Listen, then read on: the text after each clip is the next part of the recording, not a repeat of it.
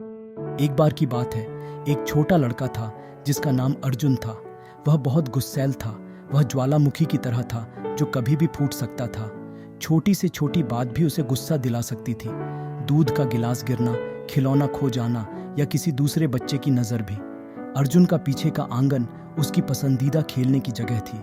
यह बड़ा और धूप वाला था। चारों तरफ एक ऊंची बाड़ थी। अर्जुन के यार्ड के कोने में उसका खुद का एक विशेष ट्री हाउस था जहां वह पढ़ने या अपने दोस्तों के साथ खेलने जाता था।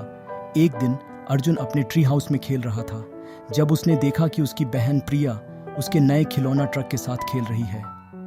अर्जुन उस ट्रक के लिए हफ्तों से बचत कर रहा था और वह वास्तव में उसके साथ खेलने के लिए उत्साहित था। प्रिया, मेरा ट्रक वापस दे, अर्जुन चिल्लाया। नहीं, प्रिया ने कहा, मैं पहले इसके साथ खेल रही हूं।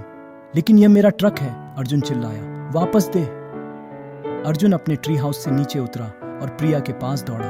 उसने उसके हाथों से ट्रक छीन लिया। प्रिया रोने लगी। अर्जुन, तुम बहुत बुरे हो। वह रोई। अर्जुन को परवाह नहीं थी। वह बहुत गुस्से में था।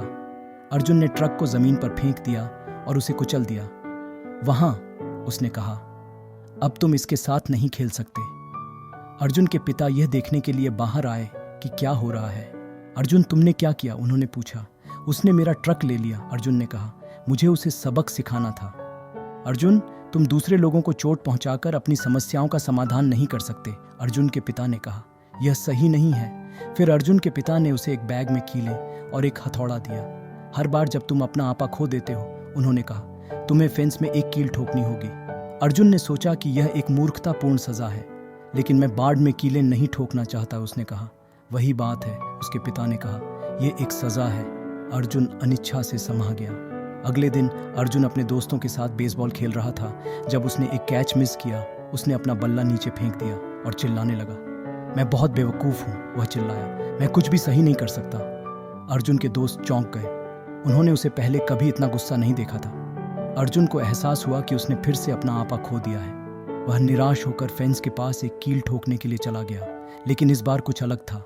जब अर्जुन ने फेंस को देखा तो उसने उन सभी छेदों को देखा जो उसने किए थे। उसने महसूस किया कि कितनी बार उसने इतने कम समय में अपना आपा खो दिया है। अर्जुन को शर्म आई। वह और कीलें ठोकना नहीं चाहता था। वह एक बेहतर इंसान बनना चाहता था। उसने फैसला किया कि वह अपने गुस्से को नियंत्रित करने की कोशिश करेगा।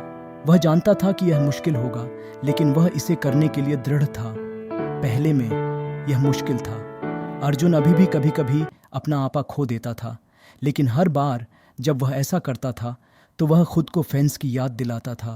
वह और कीलें ठोकना नहीं चाहता था। समय के साथ अर्जुन ने अपना आपा कम और कम खोना शुरू कर दिया।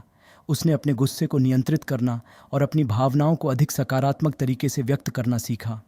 एक दिन अर्जुन के पिता अर्जुन को अपने दोस्तों के साथ खेलते हुए देखने के लिए बाहर आए। वह यह देखकर हैरान रह गए कि अर्जुन चिल्ला नहीं रहा था या गुस्सा नहीं हो रहा था। मुझे तुम पर बहुत गर्व है बेटा, पिता ने कहा। तुमने वास्तव में अपने गुस्से को नियंत्रित करना सीख लिया है। अर्जुन मुस्कुराया। धन्यवाद पिताजी, उसने कहा। मुझे एहसास हुआ कि मैं और कीलें ठोकना नहीं चाहता था। अर्जुन के पिता हंसे। मुझे ये सुनकर खुशी हुई, उन्होंने कहा। अर्जुन ने अपने पूरे जीवन में अपने गुस्से को नियंत्रित करना जारी रखा। वह एक दयालु और करुणामय व्यक्ति बन गया। वह हमेशा अपने शब्दों और कार्यों के प्रति सचेत रहता था और वह कभी किसी को चोट नहीं पहुंचाना चाहता था। और फेंस? अर्जुन कभी भी फेंस के बारे में नहीं भूला। उसने इसे उस सबक की याद के रूप में रखा जो उसने सीखा था। शब्द चोट पहुंचा सकते हैं और अपने गुस्से को नियंत्रित करना महत्वपूर्ण है।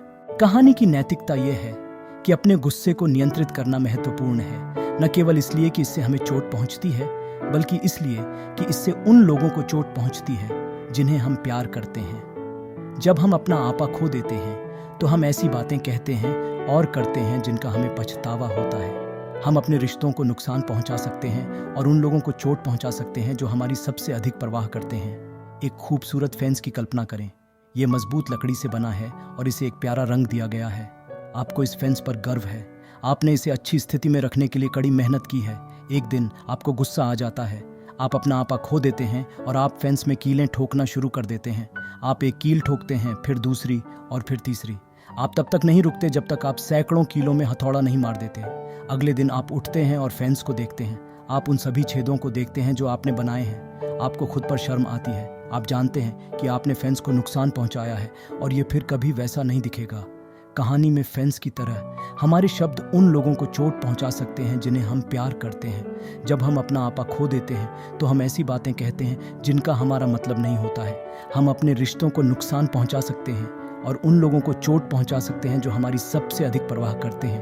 अपने गुस्से को नियंत्रित करना महत्वपूर्ण है। जब हमें गुस्सा आता है तो हमें कुछ गहरी सांस लेनी चाहिए और कुछ कहने से पहले 10 तक गिनना चाहिए। हमें यह भी देखना चाहिए कि स्थिति दूसरे व्यक्ति के दृष्टिकोण से कैसी है। यदि हम अपना आपा खो देते हैं तो हमें जल्द से जल्द माफ़ी मांगनी चाहिए। हमें उस क्षति की भरपाई करने का भी प्रयास करना चाहिए जो हमने की है। अपने गुस्से को नियंत्रित करना हमेशा आसान नहीं होता है, लेकिन यह इसके लायक है। जब हम अपने गुस्से को नियंत्रित करते हैं तो हम अपने रिश्तों की रक्षा करते हैं और अपने और उन लोगों के लिए एक बेहतर जीवन बनाते हैं जिन्हें हम प्यार करते हैं। अपने गुस्से को नियंत्रित करने के लिए यहाँ कुछ सुझाव दिए गए हैं। अपने ट्रिगर्स की पहचान करें। आपको आमतौर पर गुस्सा दिलाने वाली चीज़ें कौन सी हैं? एक बार जब आप अपने ट्रिगर्स को जान लेते हैं तो आप उनसे स्वस्थ तरीके से निपटने के लिए रणनीति विकसित करना शुरू कर सकते हैं। कुछ गहरी सांस लें। जब आप खुद का गुस्सा महसूस करें तो कुछ गहरी सांस लें। इससे आपके शरीर और दिमाग को शांत करने में मदद मिलेगी। 10 तक गिनें। 10 तक गिनना एक सरल लेकिन प्रभावी तरीका है कि आप कुछ कहने या करने से पहले अपने आप को शांत होने का समय दें जिसका आपको पछतावा हो। ब्रेक लें। यदि आपको लगता है कि आप अपना आपा खोने वाले हैं तो स्थिति से कुछ समय के लिए अलग हो जाएं।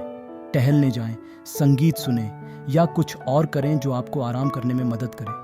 किसी ऐसे व्यक्ति से बात करें जिस पर आप भरोसा करते हैं। यदि आप अपने गुस्से को नियंत्रित करने के लिए संघर्ष कर रहे हैं तो किसी मित्र, परिवार के सदस्य, चिकित्सक या अन्य भरोसेमंद व्यक्ति से बात करें। वे सहायता और मार्गदर्शन प्रदान कर सकते हैं। याद रखें, अपने गुस्से को नियंत्रित करना एक ऐसा कौशल है जिसे विकसित करने में समय और अभ्यास लगता है। यदि आप समय समय पर फिसल जाते हैं तो निराश न हो, बस अभ्यास करते रहें और आप अंततः इसमें बेहतर होते जाएंगे। अगर आपको यह वीडियो पसंद आया है तो कृपया इसे लाइक और सब्सक्राइब करना न भूलें।